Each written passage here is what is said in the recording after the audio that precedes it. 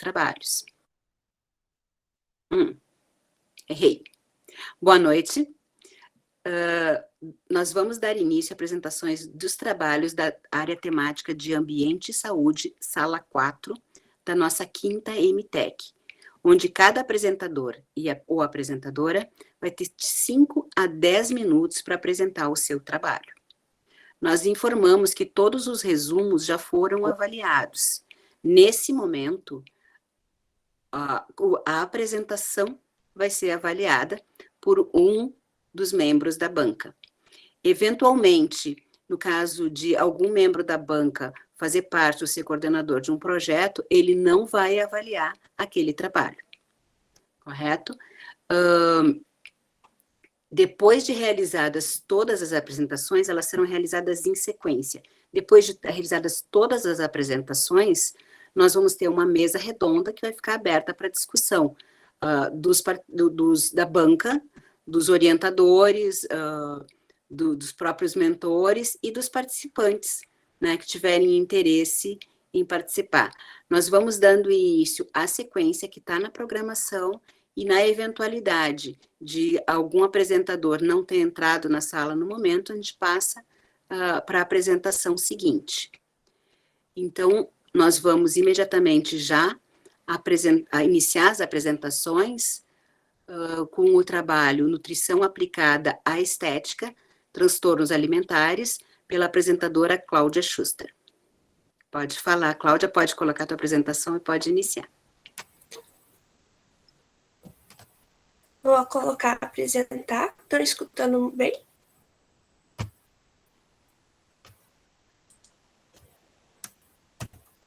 Estamos escutando, Cláudia.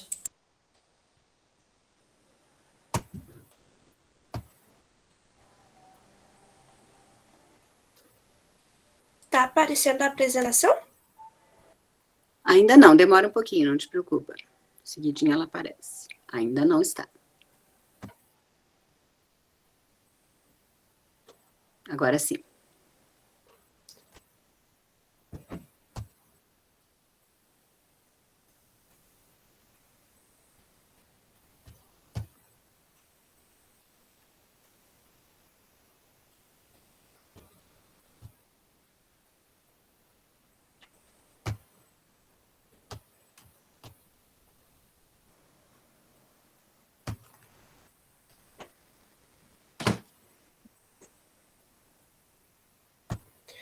Bom, o meu trabalho, ele é sobre anorexia e bulimia nervosa, transtornos alimentares desenvolvidos na adolescência. Eu me chamo Cláudia Schuster, minha coautora foi a Priscila Camila dos Santos Simão Medeiros e a minha professora orientadora foi a Gabriela de Campos Severos.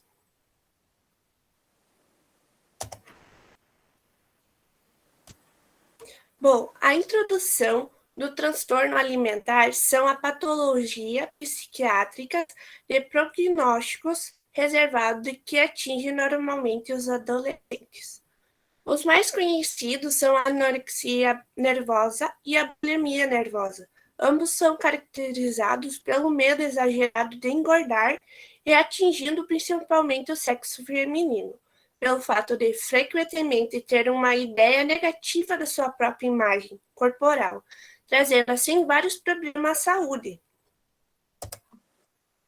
Bom, o objetivo do nosso resumo descreve a anorexia e a bulimia nervosa como os principais transtornos alimentares desenvolvidos no período da adolescência.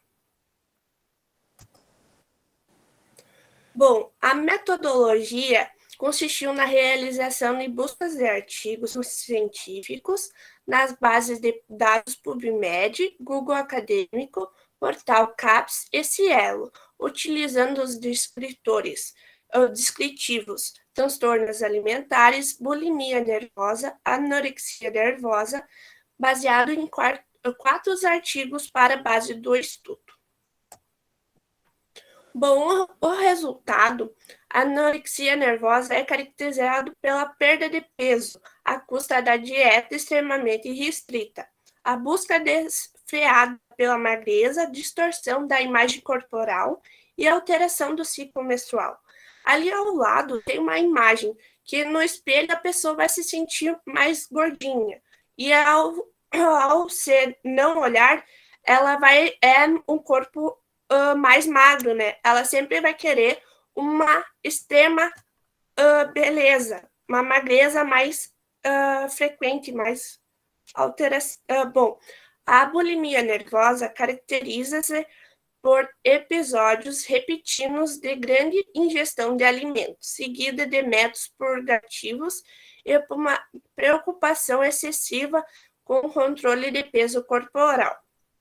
Aí ela vai ingerir o alimento e logo vai pegar e vomitar fora, colocar para fora o alimento que ingeriu. Os transtornos alimentares são quadros psiquiátricos desenvolvidos por sintomas sintomáticos psicopatológicos apresentando altas taxas de mortalidade.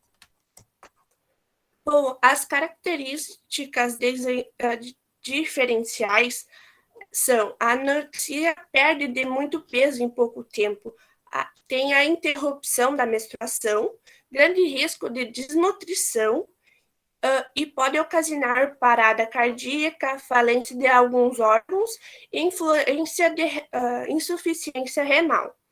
Bom, já a bulimia nem sempre há perda de peso significativa. Normalmente vem acompanhado com compulsão alimentar, causa problemas gástricos e pode causar tontura e erosão do esmalte dos dentes devido à fraqueza. Bom, alguns sinais clínicos mais frequentes na anorexia são hipercarotenemia, xerodermia, alopecia, lanugo, bradicardia, hipotensão ortostática, hiperatividade, dificuldade de concentração e cianose do leito ungueal. Já os sinais clínicos da bulimia podem incluir aumento das glândulas salivares, queilinite, inflamação dos lábios, gengivite, lesões e calosidades nas articulações interfalangianas proximais, sinais de Rusev. Apesar desses sintomas, o exame físico do adolescente com bulimia pode ser completamente normal, o que dificulta, né, o reconhecimento da doença por amigos e familiares. Bom, a conclusão chegou por meio dessa pesquisa que notou-se que o desenvolvimento dos transtornos alimentares possui uma relação direta com a cultura, o ambiente familiar e os conflitos emocionais, por muitas vezes despertando nas adolescentes lutas contra sua aparência e o surgimento dessas patologias. Durante o quadro de transtorno alimentar, é imprescindível ao apoio dos familiares, dos amigos, de toda a equipe de saúde para orientar e combater essa patologia que pode também levar à morte. Seria isso. Muito bem, muito obrigada, Cláudia, pela tua apresentação. E nós imediatamente vamos passar para o próximo trabalho a ser apresentado, que é o website para pesquisa de qualidade das águas subterrâneas, superficiais e de abastecimento do estado do Rio Grande do Sul. A apresentadora é Jéssica Piovesan Bertolo. Jéssica, pode preparar a tua apresentação. Em seguidinha a gente já vai te dando retorno do áudio e do vídeo.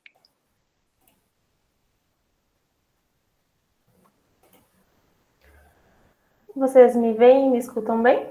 Sim. Sim. Então tá, eu vou só ocultar aqui. Tá bom. Então, boa noite a todos. Meu nome é Jéssica Bertolo, eu sou acadêmica de Engenharia Ambiental e Sanitária pela Universidade Federal da Fronteira Sul e hoje eu vou apresentar o trabalho website para pesquisa de qualidade das águas subterrâneas, superficiais e de abastecimento do estado do Rio Grande do Sul. Fazem parte deste trabalho os autores Bruna Vian, Jaqueline Leut, Janaína Mello, Jéssica Bart, Matheus Martelli e a professora Manuela Cardoso. Então, introduzindo o trabalho, né, os recursos hídricos nos últimos tempos eles têm sido assunto altamente discutido e de preocupação não só por parte das entidades, dos governos, mas também pela população. Então, nesse contexto, né, é importante compreender e analisar a presença de contaminantes em nossa sociedade, para a verificação principalmente da água de abastecimento público, que pode ser um veículo de doenças e agravos à saúde humana e ao meio ambiente, reforçando a necessidade do conhecimento sobre as políticas de qualidade das águas, com o objetivo, então, de melhorar a qualidade ambiental dos recursos hídricos. Jéssica, a gente não está vendo a apresentação. Não? Não. Para mim não estava aparecendo em tela cheia, pessoal, mas eu cliquei ali no ícone de fixar a apresentação maior, talvez vocês consigam também. É que aqui eu coloquei a tela inteira e tô passando normal aqui. Agora eu não sei, eu tô enxergando Você vocês. está em 2 equipamentos, Jéssica? Não, só no computador. Quem sabe vamos tentar reiniciar, você fecha a apresentação e Pode inicia ser. novamente, por favor. Vou conferir aqui. Eu vou parar o compartilhamento, Tá? tá? Agora eu vou compartilhar de novo. A tela inteira. Espera que a gente Oi? tá ouvindo, tá enxergando a tua tela. Tá? Posso compartilhar? Se não, tu enviar para alguém, talvez para a orientadora. Pode ser. Deixa eu tentar compartilhar. Tu tá no Chrome? Qual é o navegador, talvez? Eu tô no... Agora vai ser. eu não Pode sei. esperar um pouco. Agora vai? Agora Tá, vai. eu vou ocultar. Pode começar, Jéssica. Posso começar do começo? Pode. Tá. Se qualquer coisa, vocês me interrompam de novo, porque eu não tô vendo o chat. Tá, mas tá tranquilo. Pode. Tá. Então, boa noite a todos. Eu vou apresentar, então, sobre o website para pesquisa e qualidade das águas subterrâneas, superficiais e do abastecimento do Estado do Rio Grande do Sul. Este trabalho foi composto por mim, Jéssica Bertolo, Bruna Vian, Jaqueline Leut, Janaína Mello, Jéssica Bart, Matheus Martelo e a professora Manuela Cardoso. Introduzindo o trabalho, então, né, os recursos hídricos nos últimos tempos virou assunto de bastante preocupação, não só por parte das entidades, dos governos, mas também pela população no geral. Então, dentro desse contexto, é importante compreender e analisar a presença de contaminantes na sociedade, né, para a verificação principalmente da água de abastecimento público, que pode ser veículo de doenças e agravos à saúde humana e ao meio ambiente, reforçando, então, a necessidade do conhecimento sobre a política de qualidade das águas, com o objetivo de melhorar a qualidade dos recursos hídricos. Então, os tipos de água são divididos em 3 categorias. As águas subterrâneas, que são as formadas pelos excessos das águas das chuvas, que percorrem as camadas abaixo da superfície do solo e preenchem os espaços vazios entre as rochas. As águas superficiais, que são as que se acumulam na superfície e escoam e dão origem a rios, riachos, lagoas e córregos. E, por último, as águas de abastecimento, as quais são destinadas para o consumo humano e, portanto, devem atender a um padrão de potabilidade para que possam ser usadas na ingestão, preparação e produção de alimentos e na higiene pessoal. No Brasil, né, existem políticas relacionadas à qualidade das águas, que auxiliam na preservação das mesmas. Aqui eu trago as legislações vigentes para cada tipo de água que eu falei anteriormente. Então, para as águas subterrâneas, temos a resolução CONAMA 396 de 2008, para as águas superficiais, a resolução CONAMA 357 de 2005, e para as águas de abastecimento, a portaria do Ministério da Saúde 888 de 2021. Em nível estadual, a portaria número 320 de 2014, da Secretaria do Estado de Saúde do Rio Grande do Sul, sendo todas essas legislações que determinam valores para parâmetros para a qualidade das águas destinadas para cada uso específico.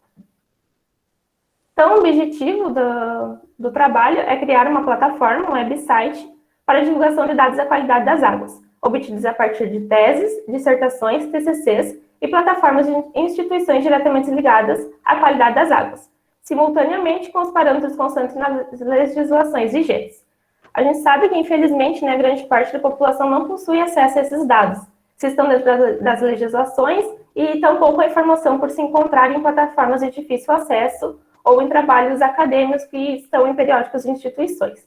Então, por exemplo, hoje em dia é difícil a gente saber se o nível de nitrogênio que passa num rio perto da minha casa está acima do valor máximo permitido pela legislação e qual que seria o mal se medirisse aquela água com aquele parâmetro acima do permitido.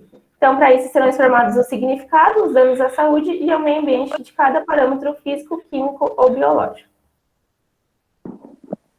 A metodologia utilizada foi a pesquisa e estimação dos dados, a partir das pesquisas referentes às legislações vigentes, estaduais e federais, relacionadas aos parâmetros de controle e qualidade das águas.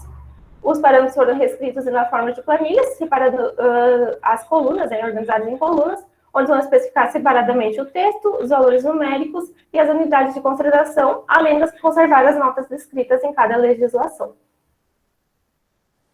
Foram realizados contato com instituições públicas e privadas do Estado do Rio Grande do Sul, com busca de parceiros que desejam participar do desenvolvimento e a manutenção do website.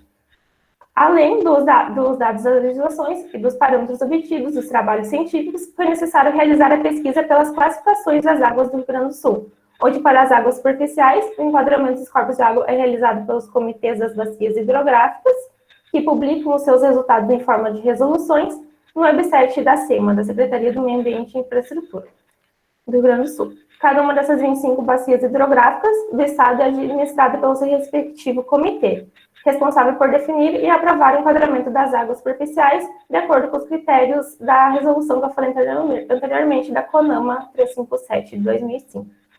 Para a classificação das águas subterrâneas, foi feito pesquisas nas plataformas de dados do CIAGAS, que é um sistema composto por uma base de dados e postos cadastrados e permite a realização de consulta, pesquisa, extração e geração de relatórios.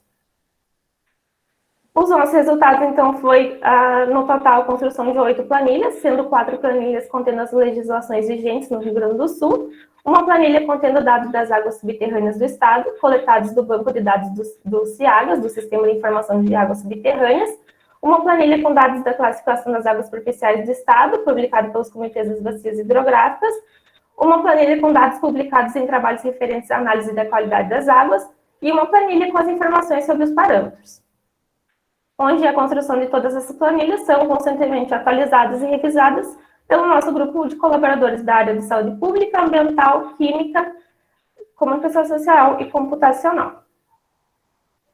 Aqui eu trago a primeira planilha com parâmetros de qualidade das águas de abastecimento, segundo a portaria número 320 de 2014, onde pode-se observar como nossos dados foram inseridos nas planilhas. Nesse caso aqui, especificando o uso da água, os parâmetros, os valores máximos permitidos, a unidade e, se caso houver, as notas da portaria.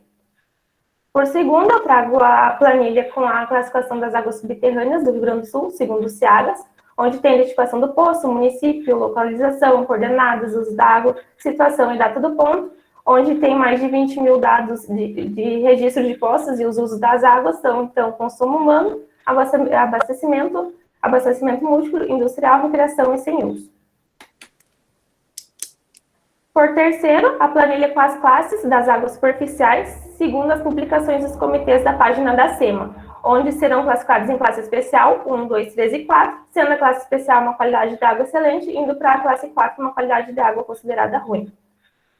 Em quarto, foram pesquisados e inseridos dados obtidos de trabalhos científicos realizados no Estado e publicados a partir do ano de 2000 até 2021, onde tem-se a identificação do corpo hídrico, bacia ao qual pertence, localização, parâmetros, data da coleta, fonte do dado e o tipo de água, possuindo atualmente mais de 4 mil dados e parâmetros que vão desde presença de metais, cloro, coliformes, pH até a presença de diversos agrotóxicos nos 3 tipos de água. Por fim, a planilha com os parâmetros de qualidade das águas de abastecimento, segundo a portaria número 888 de 2021, e a planilha com as informações de cada parâmetro, seu significado e seus respectivos efeitos à saúde e ao meio ambiente. Onde, então, todas essas planilhas que eu mostrei serviram como base para a criação da primeira versão do website, onde a gente pode observar alguns pontos no mapa, nos quais os usuários poderão clicar e visualizar as informações desejadas em um quadro ao lado. Na figura ali tem o OD, né, que seria oxigênio dissolvido, o parâmetro, e uma caixa contendo um ponto de interrogação no lado, no qual o usuário poderá consultar o significado do mesmo, o efeito à saúde, em caso de gestão dessa água, e o efeito ao meio ambiente, em caso de descartes do parâmetro acima do valor permitido pelas legislações. Para as considerações finais, a gente afirma, então, pode afirmar que a existência de uma plataforma como a desenvolvida do website, como a gente desenvolveu, no presente trabalho, contribui com a difusão da informação, que por vezes permanece inacessível à população, seja em relação à forma de acesso ou quanto à linguagem que possui. Assim, ao possuir o acesso à informação em uma plataforma exclusiva de interface simples e de livre acesso, a população detém o conhecimento e o poder necessário para exigir providências dos responsáveis pela gestão das águas com o objetivo de melhorar sua qualidade de vida. Importante ressaltar, né, que todas essas legislações podem sofrer alterações no decorrer do tempo, assim como a quantidade de dados pode e deve aumentar. Porém, o jeito que foi organizado essas planilhas e a plataforma criada podem ser modificadas constantemente, assim podendo os profissionais e nossos colaboradores acrescentar dados, elevando o número de informações e atualizando o usuário sobre a real situação da qualidade das águas. Aqui eu trago os nossos agradecimentos à Universidade Federal da Fronteira Sul, Campus Irregular, por viabilizar a execução do projeto por meio da infraestrutura disponibilizada pelo apoio financeiro e as contribuições dos nossos colaboradores, instituições e servidores. As referências, muito obrigada. Obrigada, Jéssica, pela apresentação e obrigada, professora Manuela, pessoal da Universidade Fronteira Sul, pela participação na nossa quinta MTEC. Sempre é muito bom receber o pessoal da universidade. De imediato, então, agora a gente passa para a apresentação do trabalho, a importância de notificar acidentes com medicamentos na infância para estudos de prevenção. A apresentadora é Vanessa Hades Neufeld. Pode apresentar a Vanessa, pode colocar a tua apresentação tranquilamente e a gente te avisa quando estiver enxergando. Ok? Estão me escutando? Sim, te ouvimos Tá. bem. Está aparecendo? Bem, já está aparecendo. Tá. Pode Muito começar. bem. Então, boa noite a todos. Meu nome é Vanessa. E hoje eu vou falar sobre o meu trabalho que está sendo realizado no Programa de Especialização em Ensino e Ciência e Natureza, Campus Santa Rosa, né, no IFAR de Santa Rosa, que eu construí juntamente com a minha orientadora, Daniela Copete Santos, e que tem como título A Importância de Notificar Acidentes com Medicamentos na Infância para Estudos de Prevenção. Então, o presente trabalho tem o objetivo de desenvolver uma pesquisa sobre intoxicações exógenas de medicamentos com crianças de 0 a 9 anos, buscar as razões pelas quais isso acontece e como ajudar a prevenir esses acidentes, além de trazer a importância de notificar esses casos. Então, todos os dias, de acordo com a Sociedade Brasileira de Pediatria, todos os dias, cerca de 37 crianças e adolescentes com idades de 0 a 19 anos sofrem os efeitos da intoxicação pela exposição inadequada a medicamentos. Isso revela um impacto bem negativo que esse problema tem para a saúde pública, né? Então, e também os números mostram que o risco de intoxicação é maior entre crianças de 1 a 4 anos.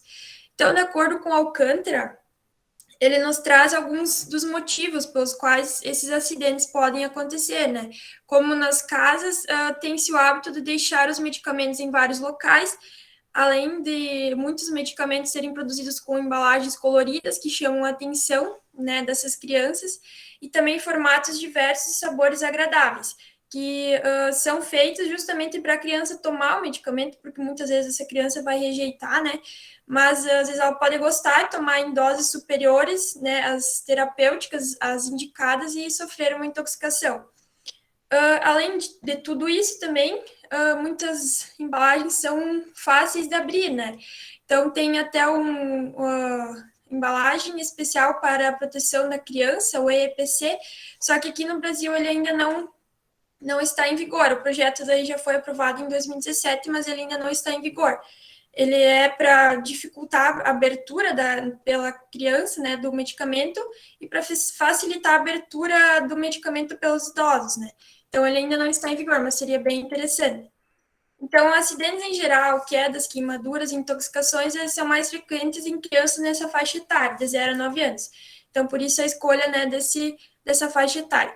E conforme, então, a idade vai aumentando, esses acidentes começam a ocorrer com menor frequência, visto que a criança ela começa a se inserir no ambiente escolar, né, e começa a aprender a se cuidar mais. Então, por isso é importante trazer o ensino de saúde nas escolas, né, prevenir, então, a melhor forma de combater esses acidentes, como neste caso dos acidentes medicamentosos.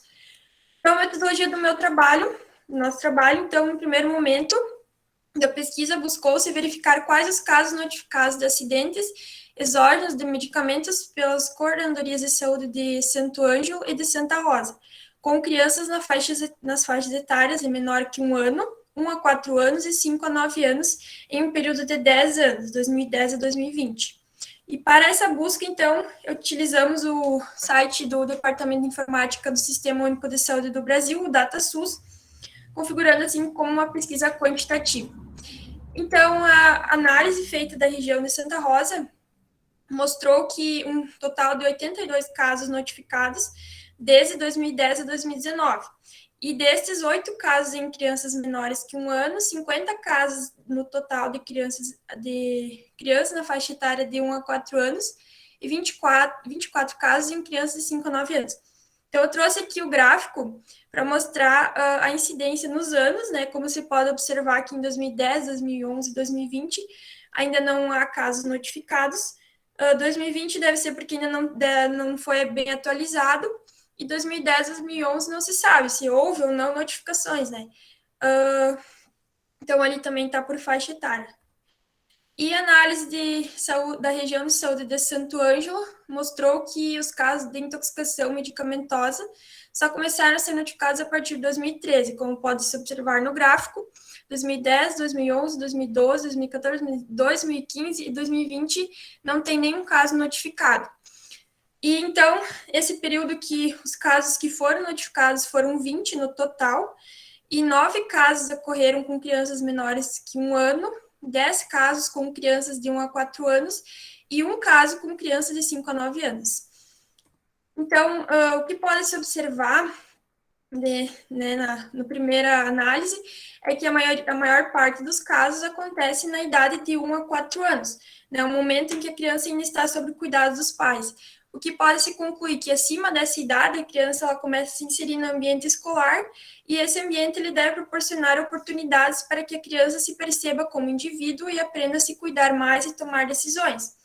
Então, de acordo com Alcântara, né, então, essa idade ali, as crianças eles têm um processo natural de crescimento e desenvolvimento, apresentam fases descobertas e são atraídas por tudo que mantém contato, manifestando assim desejo de satisfazerem a curiosidade e assim aumentando o potencial para envenenamento. Outro detalhe que pode se observar nas análises é que a Coordenadoria Regional de Saúde de Santa Rosa ela notifica mais casos do que a de Santo Ângelo, né? Então, isso é um detalhe importante para se olhar. Então, buscando compreender a importância das notificações, né, para estudos de prevenção, Capucho nos informa que na área de saúde notificar é um ato de cidadania, de compromisso com os pacientes, com os profissionais de saúde, com a instituição e mais, de compromisso com a população brasileira. O que muitas vezes pode acontecer também, que não aparecem, né, as notificações, é que pode acontecer acidentes nas famílias, as famílias terem vergonha de notificar, né? Então, mas é importante ressaltar que sempre deve se notificar, porque assim a gente pode estudar, buscar formas de prevenir, né, e pode-se evitar que ocorra com outras famílias. Então, nesse contexto, concluindo, né, a justificativa da escolha do público para essa pesquisa se dá pelo fato de que na educação infantil é um momento oportuno para o desenvolvimento de saberes que serão levados por toda a vida da criança. Então, ali é o momento de inserir essa educação em saúde, essa educação medicamentosa. Então, esse é um dos primeiros espaços, né, de contato que a criança tem com outras pessoas em interação com a sociedade. Então, notificar casos de intoxicação exógena por medicamento é um ponto fundamental para estudos e buscar formas de prevenção. Trabalhar com projetos educativos, criar materiais didáticos que auxiliem a compreensão de pais e crianças quanto aos cuidados que se deve ter com os medicamentos em casa e com a administração dos mesmos, né? Além do armazenamento, questão de primeiros socorros. Então, esse também é uma forma bem legal para trabalhar nas escolas sobre educação e saúde, né? Referências e agradeço a atenção de todos. Muito obrigada, Vanessa, e muito obrigada, professora Daniela, assim como a gente fica feliz de ver o pessoal de outras instituições, também ficamos muito felizes de ver que nossos colegas dos campi do Instituto Federal Farroupilha participam do nosso evento. A gente fica muito feliz com a participação de vocês. Vamos Muito seguir, obrigada, Thalita. Eu só peço para me retirar, eu acompanhei o trabalho da Vanessa, mas eu tenho um outro aluno que também está apresentando um trabalho que está em outra sala. Tá? Uma boa noite. Obrigada. Nós vamos dar sequência, então, com a apresentação do trabalho Incidência de Internações por Bronquiolite Viral Aguda no Brasil entre 2015 e 2020, da apresentadora Rayane Brondani de Lima. Pode iniciar, preparar a tua apresentação, Rayane. Boa noite, vocês. Tá. Já estamos te ouvindo. Te avisamos quando a gente estiver vendo os slides. Ok. Pronto? Ainda não está. Agora sim, agora vai passar. Deu certo? Agora sim, tá ainda, não está na tela cheia. Agora sim.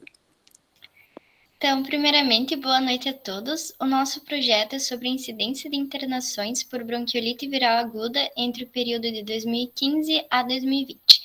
Esse projeto foi feito por mim, Rayane Brandani de Lima, Nathalie Cumbalejo e a nossa orientadora Thalita Comaru.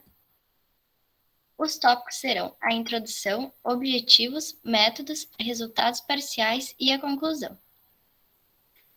A bronquiolite viral aguda é uma inflamação aguda que ocorre nos bronquíolos terminais. Ela atinge principalmente lactantes entre o 2º e 6º mês de vida, especialmente em períodos de outono e inverno, sendo o vírus sincial respiratório o principal responsável pela doença na maioria dos casos. A infecção pelo vírus sincial respiratório tem gravidade variável, podendo evoluir de forma grave, assim necessitando de internações em UTI, ventilação mecânica e assim podendo chegar a óbito. No Brasil, assim como em outros países em desenvolvimento, as taxas de hospitalizações por bronquiolite viral aguda têm aumentado gradualmente nos últimos anos. Por outro lado, as políticas de distanciamento social adotadas para mitigar a pandemia do Covid-19, em teoria, podem desempenhar um papel protetor em relação às doenças respiratórias em lactantes. O objetivo desse estudo foi avaliar a incidência de internações hospitalares por bronquiolite viral aguda durante o período de março a dezembro de 2020, comparado com a tendência temporal de internações no período pré-pandemia.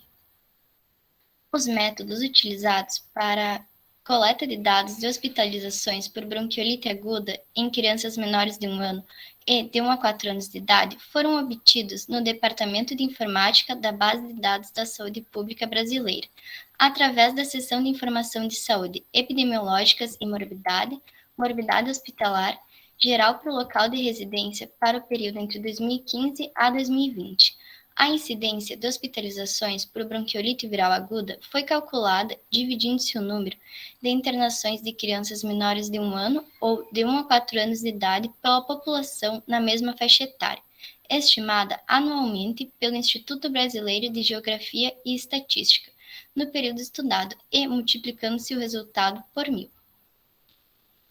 Como resultados parciais, verificou-se uma redução em torno de 70% no número de internações por bronquiolite viral aguda, durante o período de distanciamento social e fechamento de escolas e creches. Como vemos no gráfico, ele é de crianças menores de 1 ano, ele está dividido em regiões do Brasil de 2015 a 2020. Também conseguimos ver uma tendência de aumento entre 2015 a 2020 e de 2019. E como conclusão, considerando a continuidade da pandemia e a alteração na política de distanciamento social, com a reabertura gradual das instituições de educação infantil, creches e pré-escolas, o estudo segue em andamento. Fim. Obrigada, Rayane. Muito obrigada pela apresentação. E nós vamos dar sequência, então, à nossa sessão com a apresentação do próximo trabalho, que é criação de uma base e prototipação de um aplicativo para reconhecimento facial de dor em recém-nascidos, utilizando a escala Neonatal Facial Code System, e o apresentador é William First Holt. Pode apresentar, William. Boa noite a todos, estão me ouvindo? Sim, estamos ouvindo bem. Quando puder, pode apresentar. Ok. Bom, eu sou William Ferres Rote, sou acadêmico do curso de Sistemas para a Internet do IFAR Campus Santo Ângelo.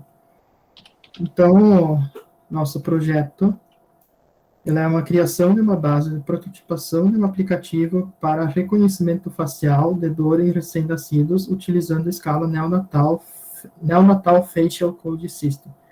Os autores, então, sou eu, William Ferres Rote, juntamente com o colega bolsista José Frederico Araújo Luca, a professora Thalita Kumaro como coautora e o John Soldeira como orientador. Então, nós sabemos que a capacidade de comunicação dos recém-nascidos é muito limitada, né? A questão é que eles não só conseguem se comunicar através do choro. Então, eles não conseguem expressar a dor que eles têm, né? Então, para isso, usam-se escalas de dor. Também com a proximidade do eixo do Instituto Federal Farroupilha, tem a interdisciplinaridade e a união dos esforços para a resolução do problema, com o eixo de saúde em Santo Ângelo, que nem teria o Hospital Santo Ângelo e o Hospital Unimed, no caso. Então, o objetivo desse trabalho é usar as bases faciais de desenvolvimento e teste de um protótipo para aplicação de um usuário final. O objetivo é criar uma base de imagem dos recém-nascidos, eu falei para criar o protótipo de um software para realizar a avaliação de dor em recém-nascidos, usando imagens faciais ou vídeo dos mesmos. Levará futuramente à criação de um aplicativo que realizará a estimação de dor em recém-nascidos, baseando em técnicas que envolvam aprendizado e reconhecimento de padrões. Então, com a metodologia, foi feito um classificador de dor e não dor, foram marcados alguns pontos de referência na face da imagem, e então um classificador da escala de dor NFCS, seria Neonatal Facial Code System. Inicialmente, cada imagem foi reduzida em um tamanho de 64 por 48 pixels e transformada em vetores de feições, planos concatenando todos os pixels das imagens das cores RGB. Então, a metodologia, né, foi feita uma análise dos resultados, extração de feições baseadas em imagens RGB, marcações de imagens faciais, redução da dimensionalidade dos vetores de feições com o método COLP, seu LPP, e uma classificação com o classificador de máquinas de vetores de suporte SVM. Também pretende-se, com esse projeto, criar um aplicativo voltado às plataformas móveis, que faz uso do método científico para avaliação de automática de dor. Foi usada no projeto uma base autorizada de imagens de recém-nascidos, que é a base COPE, que consiste num total de 204 fotografias de 26 recém-nascidos, experimentando diferentes estímulos nocivos, incluindo repouso e estímulo de dor aguda. Experimentos preliminares também foram realizados utilizando a escala NFCS, considerando 11 níveis de dor, que correspondem às classes de dados nesses experimentos. Então, há casos em que a percepção da dor, ela dá, utilizando tecnologias avançadas para encontrar valores mais próximos possíveis da realidade. A base, então, como mencionado anteriormente, possui 204 imagens, das quais 144 pertencem à classe de não dor e 60 pertencem à classe de dor, utilizando escalas NEO reconhecidas, validadas internacionalmente, auxiliando profissionais de saúde com benefícios visíveis para toda a sociedade. Aqui, então, alguns resultados obtidos do teste. Classificando contra dor e não dor imagens inteiras, chegamos a um valor de 82,25%, e com as marcações chegamos a 87,5%. E com a escala de dor em imagens inteiras a 26,36%. Então, para uma perspectiva futura desse trabalho, seria então criar um aplicativo que realizará a estimação da dor em recém-nascidos, baseado em técnicas que envolvam aprendizado de máquinas e reconhecimento de padrões. Será baseado no sistema de codificação facial neonatal, seria a escala INFCS, que avalia tanto respostas fisiológicas quanto comportamentais e o que complementam as técnicas de reconhecimento facial utilizado. Então, esse trabalho vem sendo já desenvolvido há 2 anos. Após isso, vai ser feito um registro de propriedade intelectual, o direito autoral, e o protótipo deve permitir o teste para desenvolvimento de futura difusão e comercialização. Então, de forma geral, os experimentos indicaram que é possível realizar a avaliação automática de dor em recém-nascidos, sendo que essa área é aberta de pesquisa que pode ser bastante melhorada e trazer bastante benefícios à sociedade. Então, esse protótipo desenvolvido nos permitiu validar um método desenvolvido com boa taxa de acerto, que com esses testes, então, a escala ainda precisa ser melhorada, mas mesmo conseguimos uma boa taxa já com isso. Podemos dizer, então, que o projeto previa a coleta de imagens para a validação do método, mas, então, usamos as imagens da base separadas aleatoriamente para a validação. Inclusive, as taxas de acerto obtidas são nessa forma. Taxa de acerto dos dados de validação em relação aos dados do aprendizado de máquina. Aqui algumas referências e agradecimentos ao autor da base COPE, que disponibilizou para esse projeto, às agências pela bolsa, o CNPq e a FAPERS, ao IFAR, aos orientadores, o John e a Thalita, e os colegas bolsistas que estavam no projeto. Muito obrigada, então, William. Bom, nós temos algumas notícias, né, que, infelizmente, nós tivemos uma das nossas alunas sofreu um acidente, aparentemente um acidente sem maiores gravidades, mas ela precisou de atendimento médico, seria a nossa primeira apresentadora. Então, eu deixo aqui o registro da nossa solidariedade com a nossa aluna Rita, né? Eu não sei ainda se a Jaqueline, ela já retornou? A Margot já retorna. Eu não sei ainda, a gente não sabe notícias, né? Mas, em princípio, a própria Rita entrou em contato, e então nós registramos aqui a nossa solidariedade, que ela não pôde estar presente, que sofreu esse acidente, a gente espera que tenha uma pronta recuperação. E eu, de imediato, então, eu vou abrir para discussão dos participantes, né? Principalmente da banca, para se manifestar. Vou pedir que a banca se manifeste em primeiro lugar, e a seguir, depois a gente faz como uma mesa redonda. Nós temos em torno de 30 minutos pela programação para nós cumprirmos com esse protocolo e de fazer as considerações sobre os projetos apresentados, ouvir a manifestação, então, dos orientadores, se quiserem se manifestar, e dos assistentes, né, dos ouvintes da sessão temática. Então, com a palavra, Jéssica e Margot.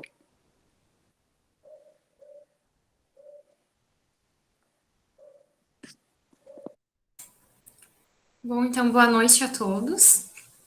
Eu, primeiramente, gostaria de parabenizá-los pela iniciativa de se inscreverem na nossa mostra de trabalhos, né? Muito importante esse compartilhamento científico, tá? Gostaria de parabenizá-los, então, pela apresentação.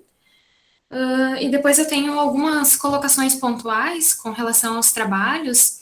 Não sei se a Margot quer fazer algum comentário geral primeiro, e depois nós pontuamos. O que você acha, Margot?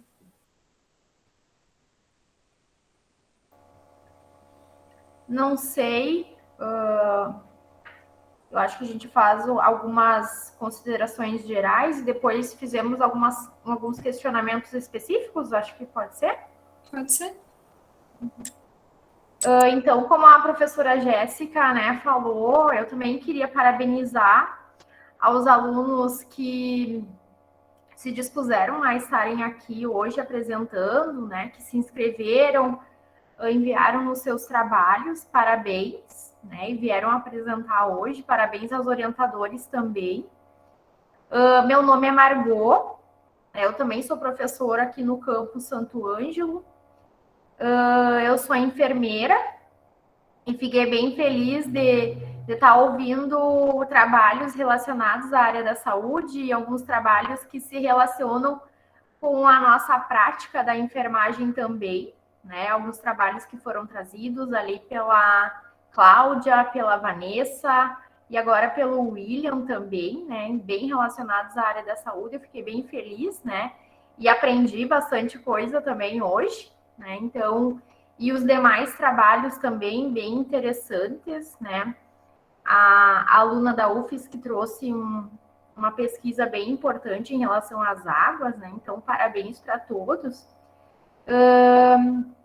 E eu não sei, eu acho que talvez eu pensei em fazer alguns questionamentos, né, para os apresentadores, né, até para, quem sabe, falar um pouquinho mais sobre o trabalho, né? Quem sabe pode ser, Thalita? Tranquilo, é isso mesmo. Eu acho bem interessante. Eu até anotei umas perguntas, mas eu vou deixar a banca se manifestar primeiro. Então, assim, não é, né, é mais no sentido da gente contribuir um pouquinho mais, né? Então, assim, eu vou indo pela ordem, e acho que talvez a Jéssica vamos intercalando, quem sabe, né? A Cláudia apresentou um trabalho muito importante, né? Sobre transtornos alimentares, né? Eu trabalho a disciplina de saúde mental no técnico em enfermagem, né? Então, tem bastante relação com a minha docência também, né? E a Cláudia traz uma temática muito importante, né? Que vem ganhando bastante destaque, né? Devido às redes sociais, né? Hoje em dia a gente tem bastante a questão das redes sociais, né? Que acabam enaltecendo a questão da beleza, né? A questão pela busca da perfeição do corpo, né? E os adolescentes, como a Cláudia trouxe ali, né? Na adolescência, que os adolescentes ainda têm muitas dúvidas em relação, né, ao seu corpo. O corpo está em transformação, né? Então acho que isso é bem importante, é um tema bem importante. E aí eu queria fazer uma pergunta para a Cláudia, né? Como que o profissional da estética, né? Se ela consegue identificar como que o profissional da estética pode contribuir, né, na prevenção desses transtornos alimentares nesses adolescentes. Como que o profissional da estética pode contribuir nesse sentido para prevenir esses transtornos? Bom, eu acho que é assim, e ajudando, né, mostrando que não, todos nós temos nosso corpo, que temos que nos aceitar do jeito que somos, porque cada um vai ter uma beleza diferente, que cada um tem uma forma diferente de se expressar, e tudo isso acho que entra também na estética, né? Por causa que não é porque a gente é gordinho que a gente não é perfeito, mas também todos nós vamos ter perfeições de alguma maneira diferente. Temos que aceitar como somos e não devemos, acho que, seguir um padrão, seguir para a nossa saúde também, né? Não só seguir um padrão de beleza. Eu acho que é isso.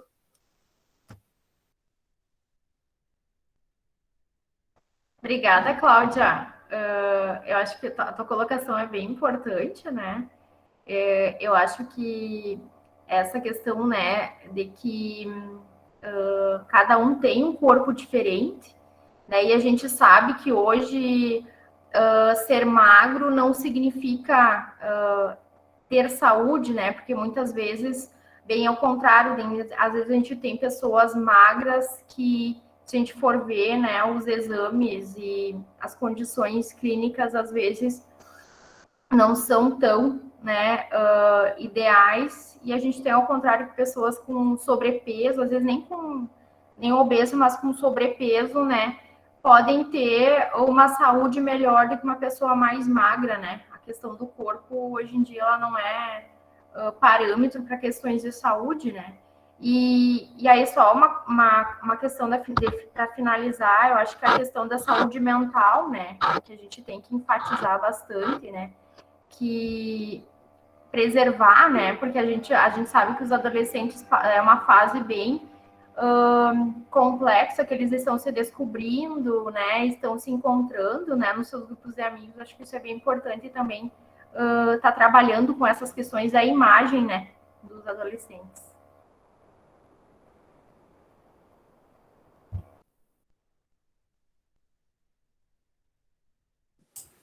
A professora Maiara se manifestando pelo chat ali. A gente podemos abrir também, né? A Jéssica quer falar alguma coisa ou abrimos para a professora Maiara? Podemos abrir, depois eu comento também. Tá. Lembrando, nós temos aproximadamente 30 minutos, né? Na verdade, nós temos um pouquinho mais, mas até às 9 horas, então, para comentar pelos 5 trabalhos participando. Mas, sim, é um tema bastante envolvente, né? Então, vamos só ouvir rapidamente os comentários da professora Maiara, que é a professora do curso de Estética. Se ela quer falar, né? Eu acho que ela está sem microfone, Thalita. Tá, sem microfone, ela está abrindo agora. Mas então vamos passando. Tem mais alguma consideração, Jéssica? Eu gostaria, então, de aproveitar o gancho, já que nós iniciamos ali pelo trabalho da Cláudia, para fazer uma consideração visando contribuir nas apresentações futuras, né, Cláudia? Parabéns pela escolha do tema, muito relevante. Um detalhe que eu vi durante a sua apresentação é que você trouxe alguns termos técnicos, né, da nossa área. Por exemplo, eu anotei ali a xerodermia, a cianose do leito ungueal, como alguns sintomas, né, dessa bulimia, anorexia. Então, seria interessante você explicar para quem está te ouvindo o que isso significa, né? Porque para nós é muito claro, né, na estética, na área da saúde, mas talvez para alguma outra pessoa que não seja da área, que esteja te escutando, né, não tenha esse entendimento. Então, só uma consideração para que você cuide, né, este pequeno detalhe para as próximas apresentações, mas te parabenizo pela escolha do tema, novamente, e pela tua disposição, né, disponibilidade de vir aqui conversar um pouquinho conosco sobre esse assunto. Certo. Maiara abriu o microfone ou podemos dar sequência? Acho que agora deu. Deu? Deu. Sim. Deu. Boa noite a todos. Então, sobre essas questões de padrão de beleza, nós discutimos sempre muito no curso, né? E o quanto o profissional esteticista, ele tem uma responsabilidade muito grande também, né? De trazer isso junto aos seus pacientes, né? Durante todos os atendimentos, independente da área de atuação. E como o esteticista ele pode estar inserido nessa questão mais voltada realmente para a saúde e que muitas vezes não é percebida pela sociedade em geral, né? Onde muitas vezes se vê estética muito pelo viés da beleza em si. E o quanto o profissional esteticista ele carrega também essa responsabilidade de orientação. Então, acho que também vem muito nessa pergunta que a Margot colocou, de como que nós podemos atuar, né, junto à comunidade, junto aos nossos clientes, né, pacientes, e também já abre uma brecha, né, Margot, para futuros projetos, quem sabe, junto com o pessoal aí da enfermagem, onde nós podemos estar trabalhando nessas questões com o pessoal da psicologia também, porque muitos dos clientes, eles nos procuram, né, com uma expectativa muito alta, né, e eu coloquei até ali essa questão dos padrões que são estipulados hoje, né, e principalmente pelas redes sociais, onde muitas pessoas estão buscando um ideal de beleza inatingível, né? Então, o que nós vemos muito hoje nas mídias são padrões de belezas manipulados, né?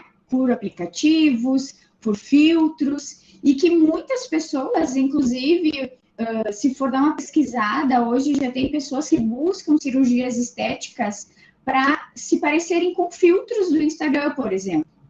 Então, o quanto isso afeta a questão psicológica, o quanto isso afeta o dia a dia de quem acaba se deixando influenciar, né, por esses padrões inatingíveis, por querer se enquadrar num arquétipo estipulado, né? Então, isso acaba realmente interferindo na qualidade de vida das pessoas, não é só uma questão de beleza, né?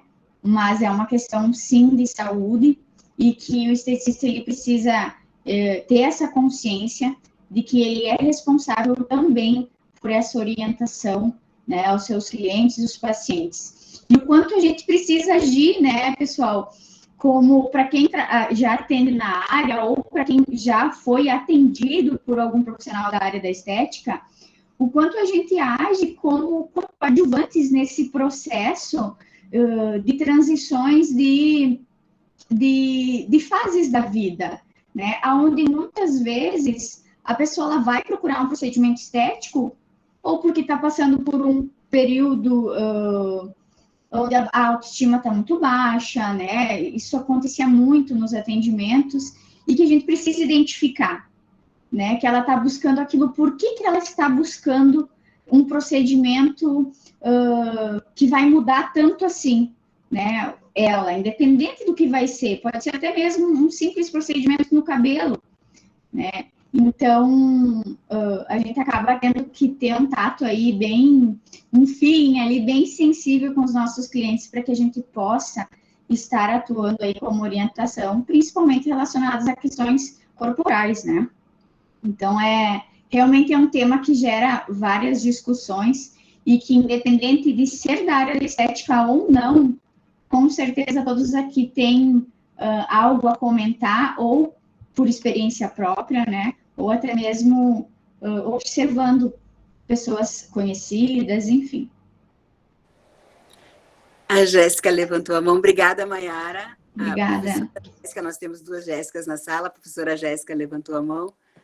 Só corroborando com a Maiara, a importância do profissional da estética orientar esse paciente que chega, né, até si, e também de encaminhar a outros profissionais da área da saúde, porque em casos como esse, o atendimento ele precisa ser multidisciplinar, né?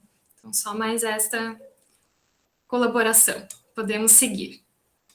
Obrigada, então. Muito importante.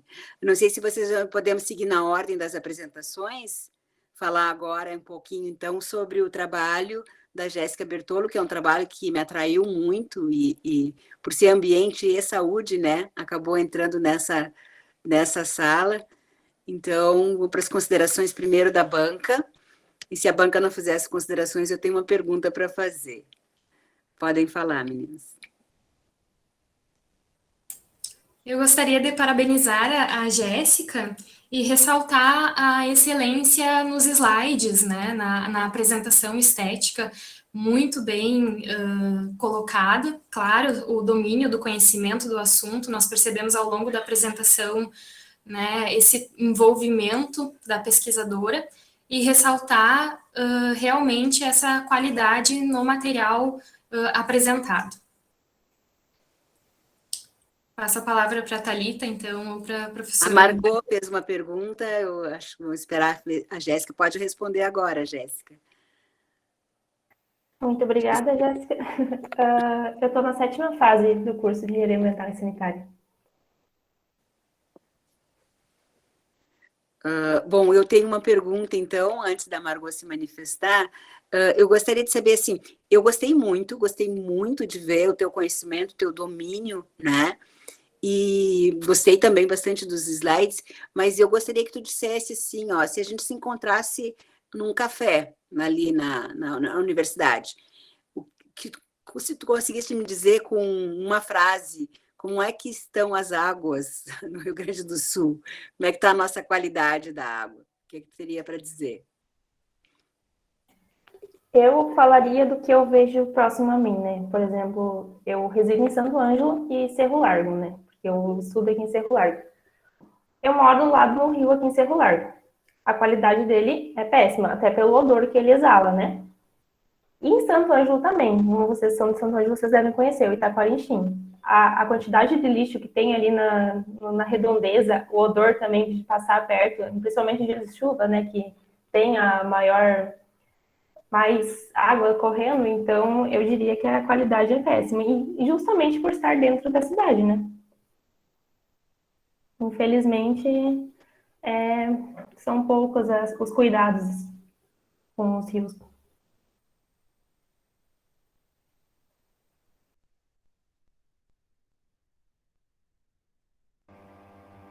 Que pena, né, Jéssica? E muito dessas águas são utilizadas para consumo e acaba o poder público tendo mais gastos para tratar essa água, né? E é um dinheiro que, no caso, são os impostos que nós pagamos, né? Infelizmente, né?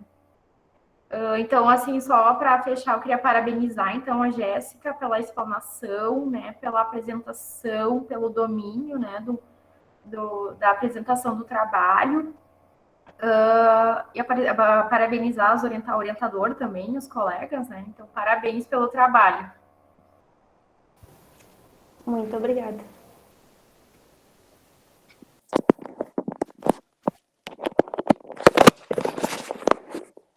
Mais alguma consideração?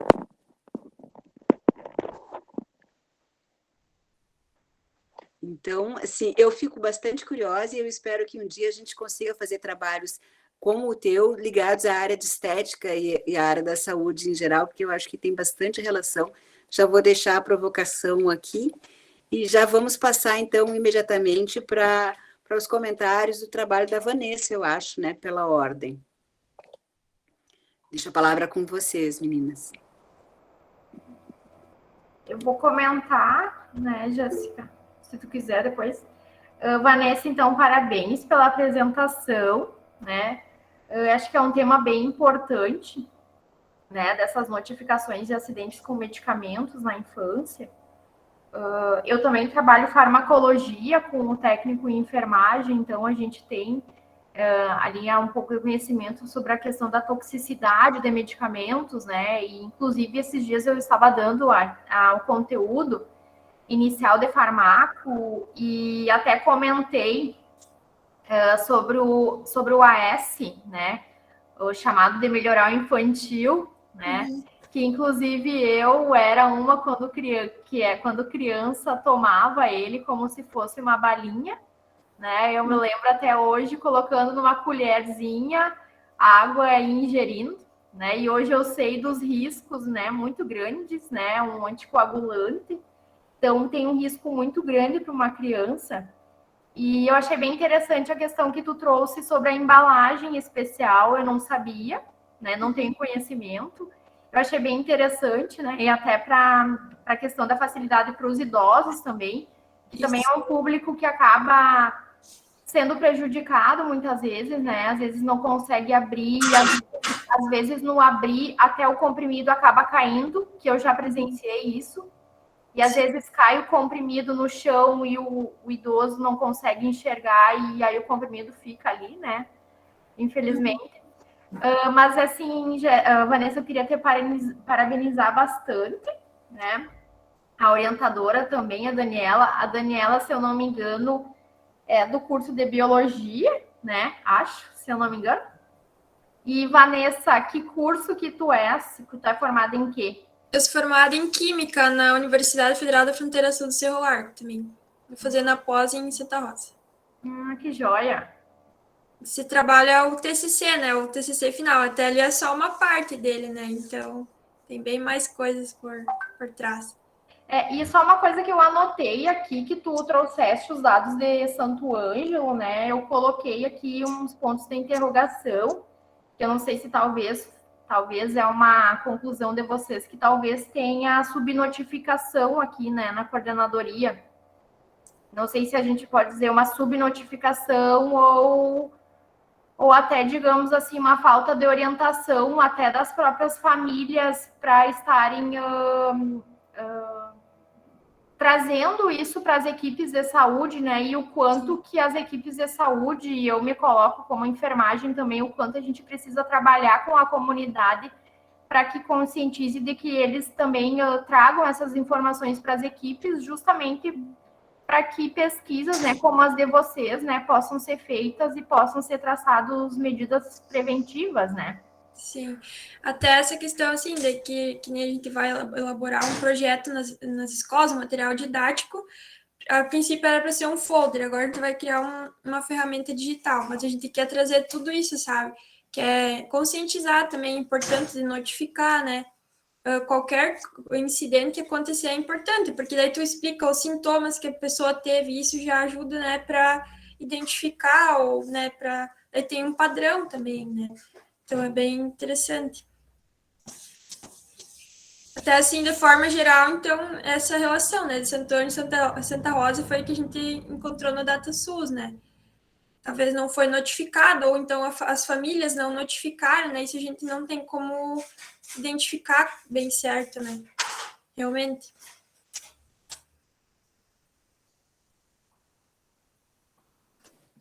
Eu tenho uma pergunta, eu não sei se a Jéssica tem alguma colocação, mas eu trabalho bastante com o DataSUS, eu fiquei curiosa em saber como é que é essa notificação, porque eu trabalho mais com internações hospitalares, né?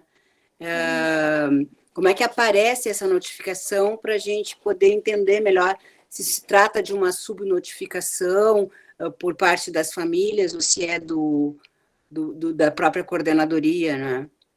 Eu não me lembro, porque como eu tô de mediadora, eu não cheguei a ver, depois eu vou ver o vídeo para tentar ver com mais tranquilidade, mas em que seção do DataSUS que a gente pega esse tipo de informação, esse tipo de notificação especificamente?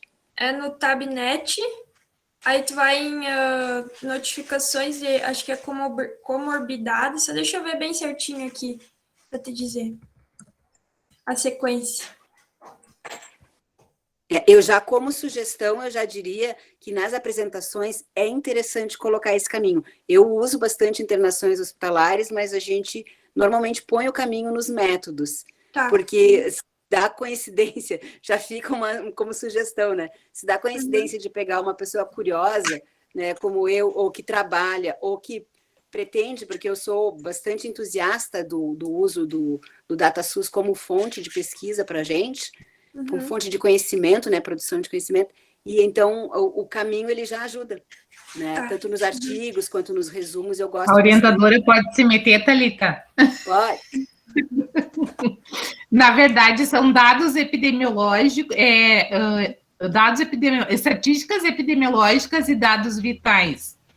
Mas tem um outro programa hoje da Secretaria da Saúde, que é o BI, que ele nutre o sistema quase toda semana. Então, os dados desse sistema aí, eles são bem mais atuais. Só que é um sistema que tu depende de uma senha para entrar nele. E, no caso, só quem tem a senha é quem trabalha nas coordenadorias de saúde, né? Nós, professores, infelizmente, não temos. Esse eu já sabia, eu já tentei trabalhar com PI também, daí não consegui. Mais algum comentário? Não sei se a Vanessa quer concluir ou se a Jéssica vai fazer alguma pergunta. Concluiu o raciocínio, Vanessa? Não, eu estava falando, né? A sequência, então, é no Tabnet, daí é em epidemiológicas e morbidades, aí é doenças e agravos de notificação 2007 e diante, daí vai em intoxicação exógena. Aí lá você monta a tabela, né? Coloca a faixa etária, coloca o agente tóxico, né? Que é o medicamento. Mas é bem interessante comentar o passo a passo, né? Sim, eu recomendo sempre que coloque o passo a passo. Porque, na verdade, é o mais forte do teu método, né? Do método de pesquisa. O ponto mais forte da metodologia. Então, por isso eu recomendo sempre. Tá. Jéssica, algum comentário? Eu acho que podemos prosseguir. Mais uma vez, eu parabenizo, então, a Vanessa pela apresentação e a orientadora também pela pesquisa desenvolvida. Obrigada. Então, agora a gente vai falar sobre o trabalho da Rayane, é isso?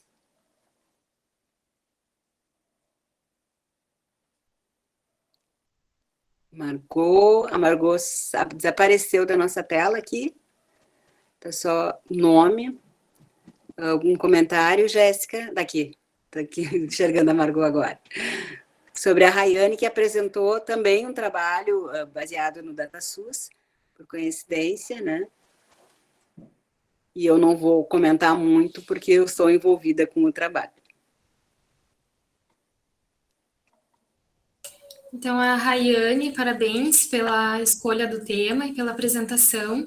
Uma consideração que eu faço é, ao montar a apresentação, né, fazer um treino, né, da fala, daquilo que você vai explanar, explicar sobre o assunto, até mesmo para se adequar ao tempo pré-estipulado pela banca, pelo evento em si.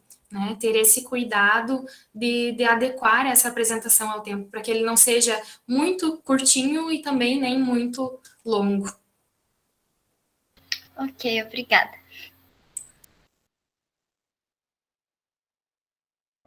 Margot. Parabéns, Rayane, parabéns pela apresentação, acho que é um trabalho bem importante também, que acho que é uma coisa que ficou bem evidente agora durante a pandemia, que tu trouxeste ali, né, que geralmente esses agravos, eles acabam acontecendo, né, no período do inverno, né, a pediatria, por exemplo, no inverno as crianças internam principalmente por bronquiolite ou por agravos respiratórios, né, e no verão são doenças ligadas ao trato gastrointestinal, né, e que com a pandemia teve uma diminuição muito grande, né, porque as crianças ficaram em casa, né, não tiveram contatos com esses micro-organismos que muitas vezes eles têm contato, né, nas escolas, na educação infantil, né, e até isso teve um impacto bem significativo nas internações, né, e um impacto financeiro também, né. Claro que a gente também, né, teve um impacto financeiro em relação às internações por Covid, né, mas acho que bem importante, assim, um dado uma pesquisa bem legal, assim, parabéns, né, parabéns, orientadora, pela orientação. Obrigada.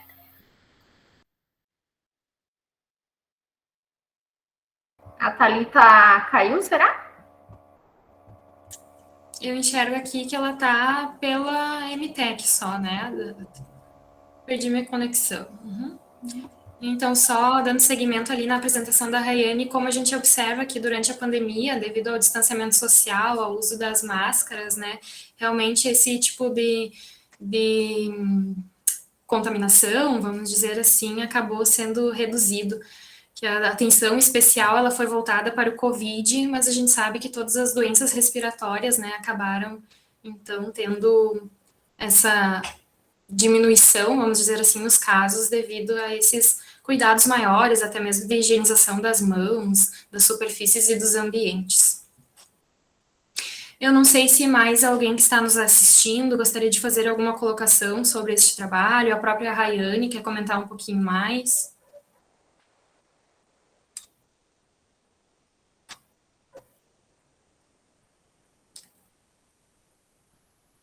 Não? Então, acho que a gente pode ir dando seguimento, né, Margot, enquanto a Thalita consegue ali se reconectar na sala. A nossa última apresentação, então, foi do William, com o trabalho intitulado de criação de uma base e prototipação de um aplicativo para reconhecimento facial de dor em recém-nascidos, utilizando a escala neonatal facial Code System. Então, eu passo a palavra para a Margot fazer as primeiras considerações.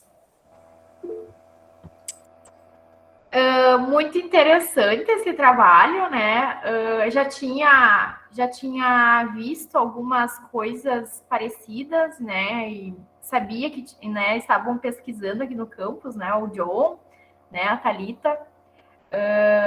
Parabéns para o John aqui que também está acompanhando, e parabéns, William, pela apresentação, foi muito bem apresentado. Claro que quem não é da área de informática, né, como eu, né, algumas coisinhas ali fica um pouco difícil da gente compreender, né, porque aqueles sistemas ali, né? Mas, assim, eu fico feliz, né, por ter pessoas que estão pesquisando isso, né, e aliando a questão da informática com a questão da saúde, né, que a gente tem muita coisa para ser desenvolvida, né, muitas coisas já estão, né, sendo utilizadas na prática, mas acho que essa questão, assim, é bem importante, né, como o William traz no início, né, que os RNs, eles não são, né, não conseguem expressar muitas vezes a questão da dor, né, é difícil, né, e muitas vezes a própria equipe, os pais, né, também levam um tempo para reconhecer, né, que determinado choro, determinada expressão, né, podem ser indicativos de uma dor específica ou, né, de algum outro tipo de desconforto, né. Eu não sou da área de criança, né, eu trabalho com mental, adultos e idosos, né, acamados, mas, assim, é uma área que precisa, né, de bastante pesquisas também para ajudar a evoluir, né, na questão, né, das práticas em saúde. E, assim, parabenizar, então, o William, mais uma vez, né, por estar participando dessa pesquisa muito importante, né. Aí, eu não sei se o William quer colocar alguma coisa, complementar alguma coisa, talvez falar sobre a experiência dele enquanto aluno, né, participando dessa pesquisa, o que ele enxerga da relação entre a saúde e a informática, se antes ele entrar no curso ele sabia que a informática poderia ajudar bastante, assim, a área da saúde.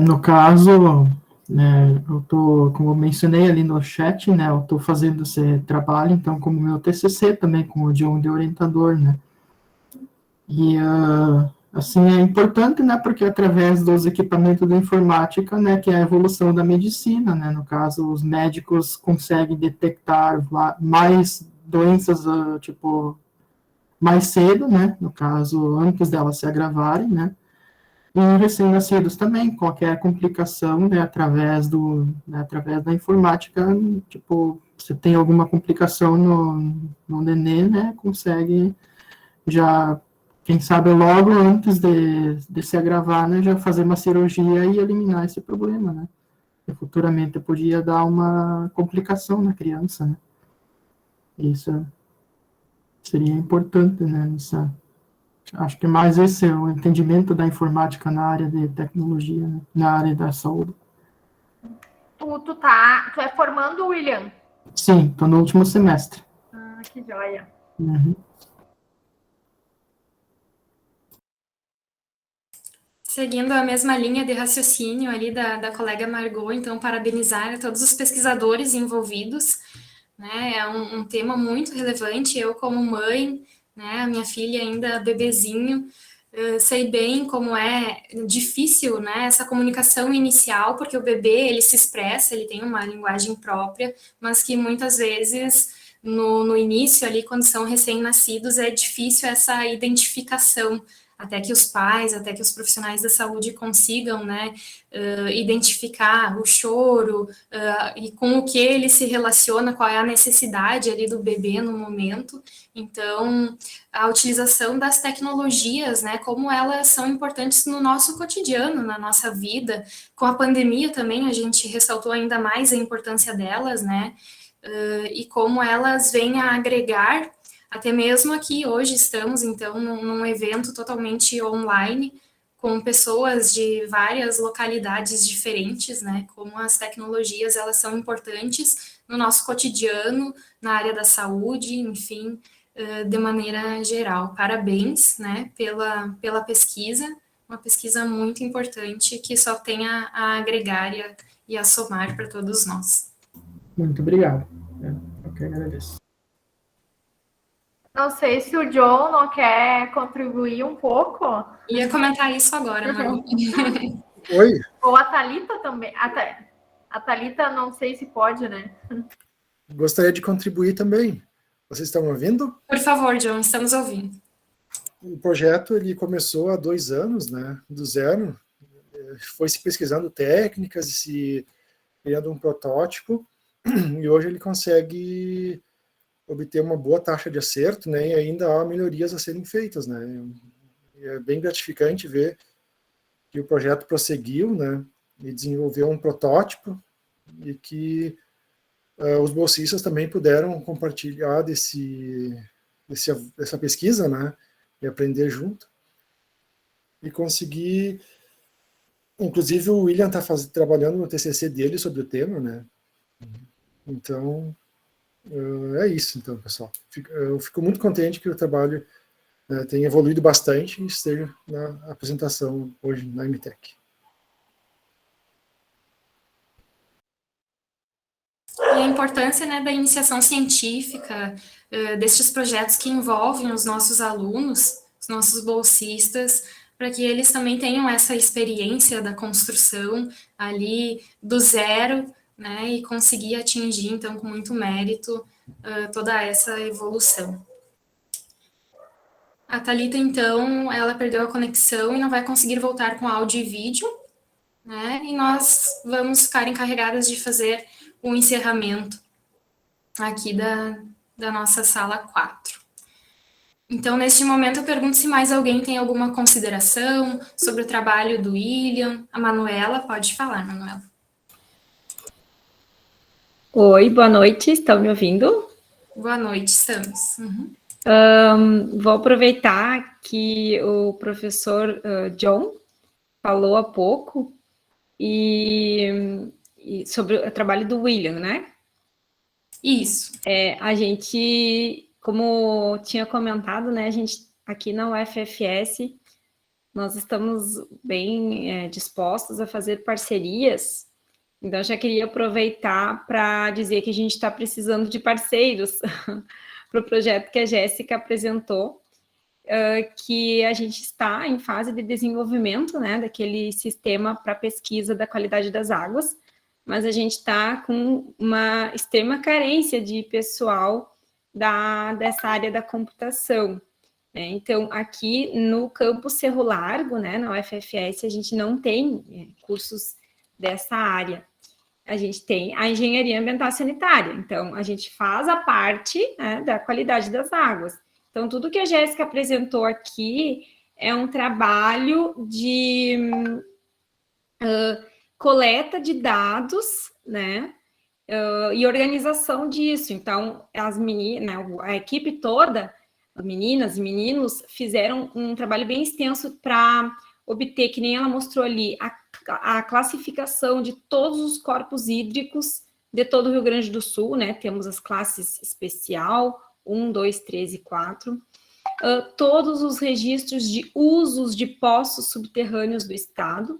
Então, eles fizeram essa coleta, organizaram isso em planilhas, né, que ela apresentou ali, que a gente usou as planilhas do Drive mesmo, né, que são gratuitos e compartilhados, assim, com todos. E aí, na hora de organizar isso, né, montar um sistema para interface, para que o usuário interaja com isso, a gente teve um menino só, que foi parceiro nosso, que ele fez o TCC dele, que é da ciência da computação da URGS. E aí ele desenvolveu aquele protótipo inicial que a Jéssica apresentou, né, que tem um mapa ali com os pontos, né, mas aí parou até então. A gente não conseguiu mais alunos para tocar isso, né? E a gente quer justamente responder a dúvida da professora, né, que é estar no cafezinho, ela falou, sentar para tomar um café e perguntar qual a qualidade da água. E aí a gente puxa o nosso celular, a gente pesquisa no nosso aplicativo, pesquisa aquele ponto, né? Estamos perto de um córrego, de um lago, queremos né, ir tomar um banho um balneário, alguma coisa assim. Queremos saber a qualidade daquela água, se alguém já analisou aquilo alguma vez, se teve alguma contaminação. E então, um aplicativo no celular, onde qualquer um tivesse acesso, né, por georreferenciamento, né, naquele ponto, obtendo um dado seria maravilhoso, né? É o que nós desejamos. Então, já deixo aqui o convite, vou colocar, inclusive, meu contato aqui, porque a gente está aí na busca, né? Bem similar ao que o professor falou ali, que também estão desenvolvendo o sistema deles, que aproveito para parabenizar, achei super interessante, né? Essa parte do reconhecimento facial, bem como tu colocaste, Jéssica, também já não sou mãe, mas cuidei do meu irmão novinho, então é bem complicado tu reconhecer o que é, né, cada coisa. Vou escrever sim, obrigada. Muito obrigada. Aproveito para parabenizar todos os trabalhos. Eu estava aqui apreciando todos, escutei e fiquei bem contente de ouvi-los. Muito obrigada por proporcionar neste momento. E com relação ao trabalho ali do John, da Thalita, do William, né, a importância deste reconhecimento da dor nos recém-nascidos, porque os pais, os cuidadores, eles vão descobrindo artifícios, né, e tem uma conexão maior com o bebê. Então, a gente até consegue, né, identificando aos poucos as necessidades, mas em se tratando de um profissional da saúde que talvez não tenha esse contato tão próximo, né, como este aplicativo, esse software, enfim, né, virá para contribuir nesse sentido. Aproveito ali para relatar o que a Thalita escreveu no chat, né, que nós também temos muito interesse em fazer essas parcerias. Ela colocou ali tanto na área de computação, quanto na área de agricultura, né. Margot, eu não sei se você tem mais alguma colocação. Será, né, Manuela? A gente tem o eixo de recursos naturais aqui no campus e o de informática e comunicação, né? Na informática a gente tem o curso de sistemas para a internet, que é o curso que o William faz, né? E eles também desenvolvem TCCs, né? E eu acho que essa tua fala traz à tona aquilo que a gente vem acompanhando, né? Reportagens na mídia de que faltam profissionais qualificados na área de programação, na área de informática, né?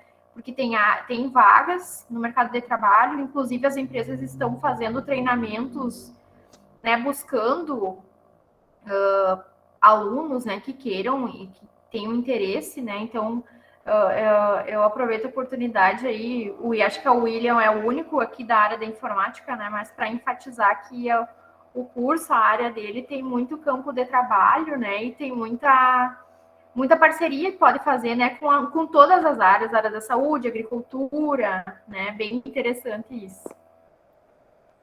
Acho que a Thalita conseguiu voltar, não sei se a gente precisa fazer mais alguma colocação, algum fechamento. Não, eu só vou pedir uma ajuda, né, conseguir voltar rapidamente. Já vou encerrar a sessão logo em seguida também, antes que caia de novo. Mas eu gostei muito. Manuela, por favor, o pessoal também, a mesma coisa para a professora, para o pessoal lá de Santa Rosa, havendo interesse em parceria, entre em contato com a coordenação de pesquisa, com a direção de pesquisa do nosso campus. Tá? Acho que a gente tem muito para contribuir para o desenvolvimento da região, que é o papel de todos nós, com certeza. Então, eu vou pedir se o pessoal puder deixar as câmeras abertas, já tem muita gente que já se retirou da sessão, mas se puder deixar as câmeras abertas para a gente fazer um print. Eu fiz alguns prints ainda com as câmeras fechadas, antes de nós... Vamos fazer o registro. Fazer um registro final. Tem gente que já migrou para outra sala. Tirar o retrato. Exatamente. Vocês conseguem fazer o retrato, gurias? Antes que eu caia aqui? Margot? Sim. Eu consegui fazer um, mas para a gente salvar vários. Ok, então. Então, assim, a gente dá por encerrado os trabalhos da área Ambiente e Saúde, a sala 4 da nossa Quindemitec, e convidamos, então, para amanhã, nós vamos ter uma palestra às 19h30 também, sobre inovação, sustentabilidade, muitas coisas que nós falamos aqui, e sobre cidades inteligentes. E, na sequência, nós vamos ter a premiação, então, dos melhores trabalhos de cada área temática. Então, muito obrigada pela participação, mais uma vez, e boa noite a todos. Nós vamos encerrar a gravação agora, e deixando o nosso abraço para todos que participaram. Muito obrigada.